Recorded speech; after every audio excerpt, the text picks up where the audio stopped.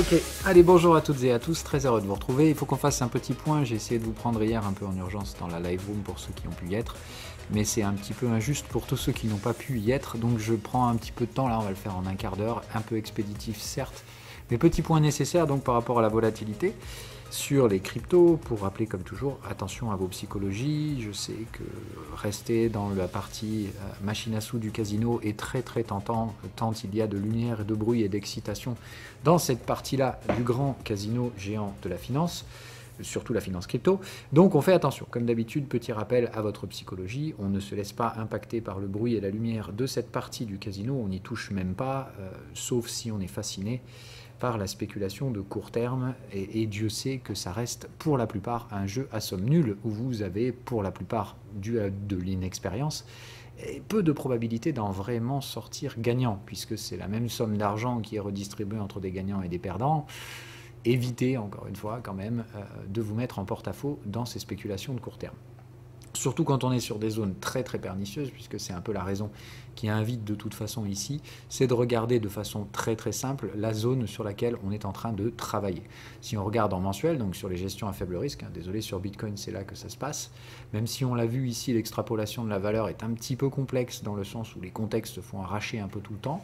Donc on l'a dit, ça se joue entre l'hebdo et le mensuel. Mais à défaut, on préférera toujours se dire, quitte à être en retard, le mensuel, lui, aura moins de chances de se planter qu'un hebdomadaire qui risque d'être un peu trop sensible. Sur le mensuel, on l'avait noté il y a plusieurs semaines, on avait cette grosse target de range ici qui pose problème. C'est-à-dire, target de range ne veut pas dire qu'on ne passera pas à travers cette target, mais ça veut surtout dire qu'il y a peu de chances que la valeur s'installe au-dessus. C'est-à-dire, si on déborde et qu'on veut faire des all-time highs sur Bitcoin, quand même pas mal de chances que derrière on se mange un reflux.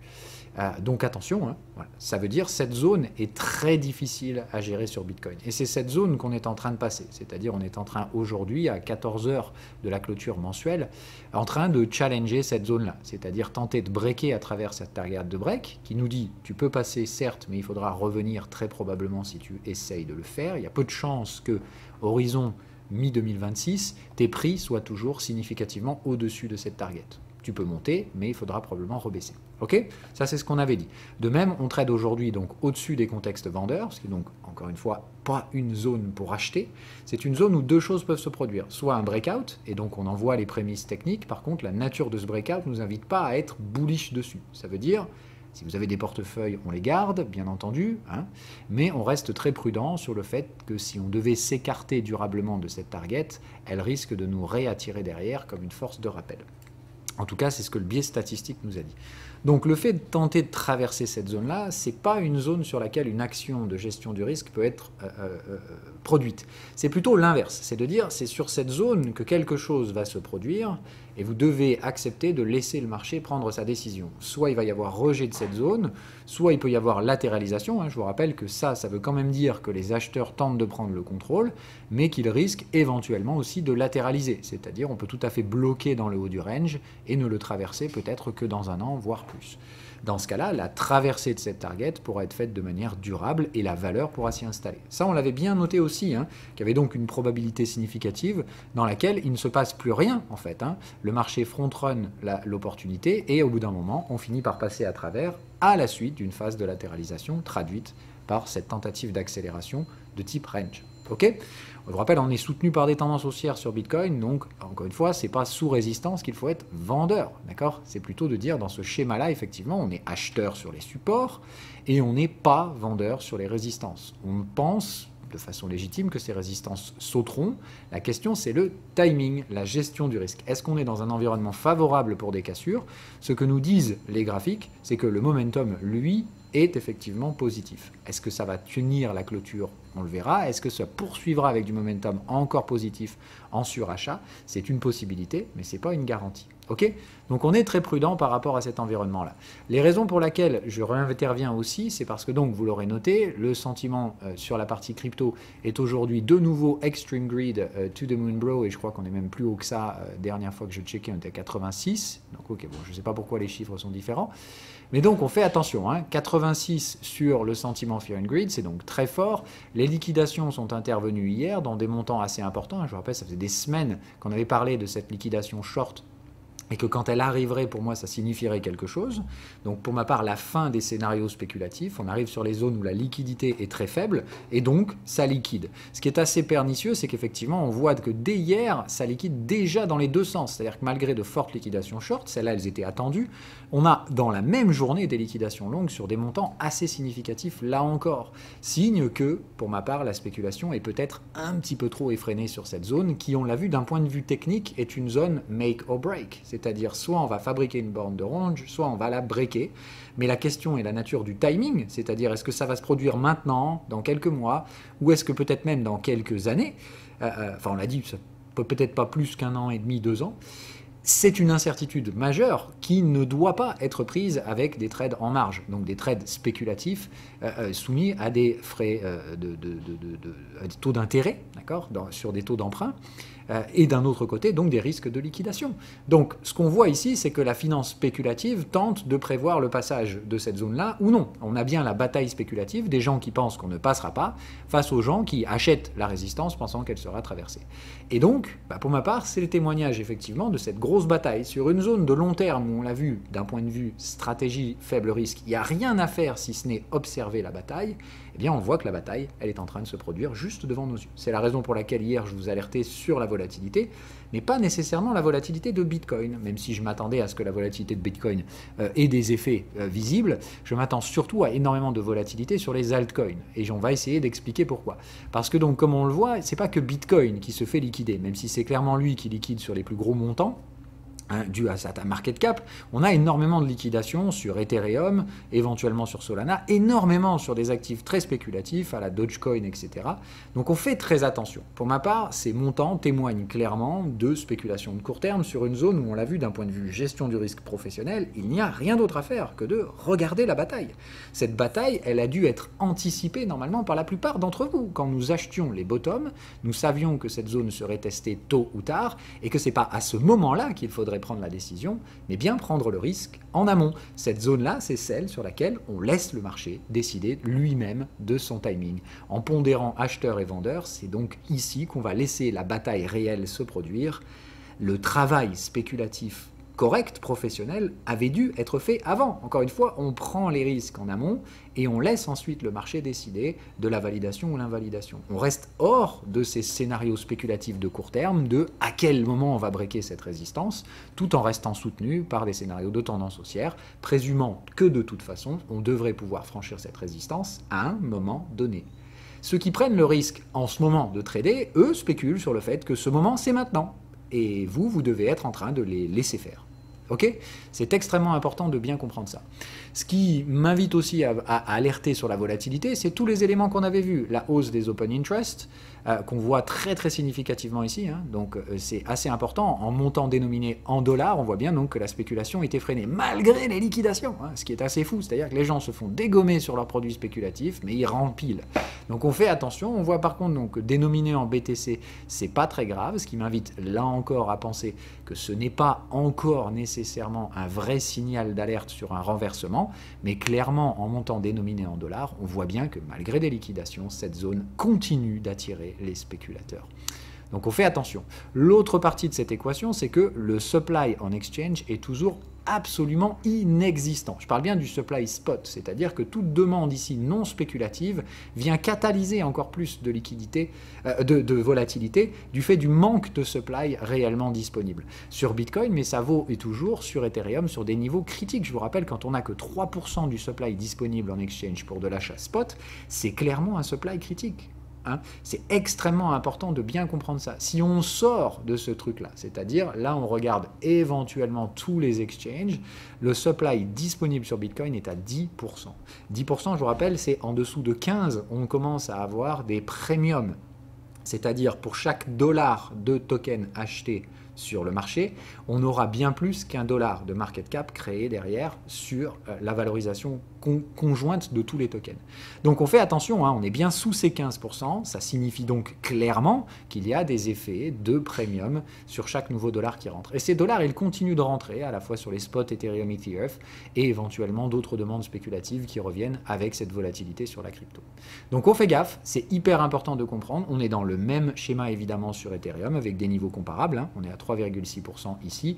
Et si on regarde sur l'ensemble des exchanges, on est là encore à 11%. Dans les deux cas de figure, ces deux actifs vont être très volatiles et vous devez y être préparé. Ça fait partie des choses que non seulement on prévoit, mais surtout qui alimentent cette volatilité. En plus des zones techniques. Donc zone technique, pression fondamentale sur la volatilité due à la faible disponibilité du supply sur les gros tokens, d'accord. Et surtout, comme on l'avait dit, cet énorme problème sur le positionnement spéculatif du marché en termes de maturité de ce gros bear market qui dure depuis 2022, dans lequel on a complètement détruit en majeure partie la valorisation de nombreux altcoins, qui sont donc totalement sous-performants par rapport à Bitcoin, hormis quelques exceptions comme Kaspa, Injective, Solana, Render, bref, qui, comme on l'a vu, sont dans des distributions de type Pareto, c'est-à-dire qu'on a une distribution très asymétrique des profits, qui sont ici donc très peu durables. Ces asymétries, elles sont souvent le signe ici de scénario de retour à la moyenne. On voit bien que les marchés ne distribuent pas la valeur comme ça quand il s'agit de valeurs spéculatives. Donc on fait attention, il y aura toujours une distribution asymétrique, loin de moi l'idée de dire que tout va être tout plat. Mais là on est clairement sur quelque chose qui est au-delà des ratios de Pareto, d'accord, puisque là une très large partie des bénéfices est juste concentrée dans quelques actifs.